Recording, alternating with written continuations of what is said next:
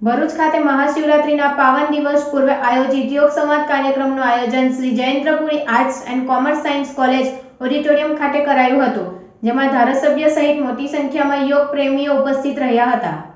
દેશના લોક લાડીલા અને ગુજરાતના પનોતા પુત્ર વડાપ્રધાનના નરેન્દ્ર મોદીના પ્રયાસોથી સમગ્ર વિશ્વમાં તારીખ 21મી જૂનના દિવસે આંતરરાષ્ટ્રીય યોગ દિવસ તરીકે ઉજવવામાં આવે છે, જેના ભાગરૂપે રમતગમત વિભાગ હેઠળ ગુજરાત રાજ્ય યોગ બોર્ડની રચના કરવામાં આવી છે, જેનો હેતુ સમગ્ર ગુજરાતના લોકો નિરોગી રહે અને રાજ્યના દરેક નાગરિકને સ્વસ્થ જીવનશૈલી અને નિરોગી જીવન જીવવા માટે પ્રોત્સાહિત કરવાનો છે.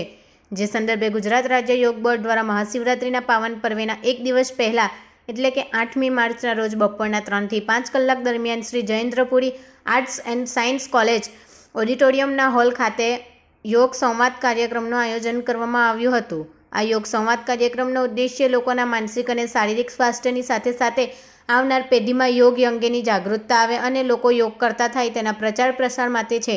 આ પ્રસંગે ભરૂચના ધારાસભ્ય રમેશ મિસ્ત્રી, મુખ્ય મહેમાન યોગ સેવક શિષપાલ, ભાજપ જિલ્લા મહામંત્રી નિરલ પટેલ, જિલ્લા પંચાયત કારોબારી સમિતિના ચેરમેન ધર્મેશ મિસ્ત્રી સહિતના મહાનુભાવો ઉપસ્થિત રહ્યા હતા. યોગ ભારતીય સંસ્કૃતિની દેન છે. આપણા ઋષિમુનિઓ યોગી હતા. યોગ આયુર્વેદ અને ધ્યાનના સહારે 200 વર્ષ સ્વસ્થ જીવન જીવતા હતા. પણ આજે બેઠાડું જીવન, કસરતનો અભાવ અને માનસિક તણાવના લીધે રોગો વધ્યા છે. એનો સમાધાન છે યોગ. આપણા દેશના વડાપ્રધાન માનનીય નરેન્દ્રભાઈ મોદીજીના પ્રયત્નથી 21 જૂન આંતરરાષ્ટ્રીય યોગ દિવસ આખી દુનિયામાં ઉજવાય છે. એ સૌ ભારતીયો માટે ગર્વ અને ગૌરવની વાત છે.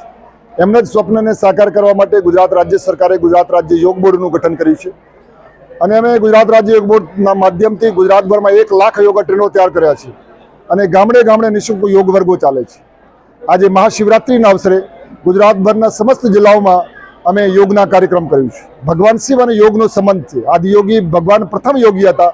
એને સપ્તઋષિઓનો યોગનું જ્ઞાન આપ્યું અને વિશ્વભરમાં ફેલાવ્યું. તો આજે અહીંયા ભરૂચ જિલ્લામાં પણ યોગ સંવાદનું આયોજન થયું, જેમાં મોટી સંખ્યામાં શહેરના આગેવાનો આવ્યા, જેમાં ધારાસભ્ય રમેશભાઈ પણ ઉપસ્થિત રહ્યા. અમારા સમસ્ત યોગ કોચ, યોગ ટ્રેનરો ઉપસ્થિત રહ્યા.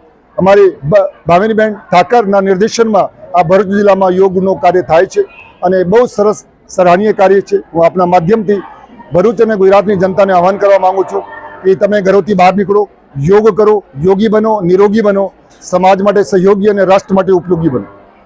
ધન્યવાદ.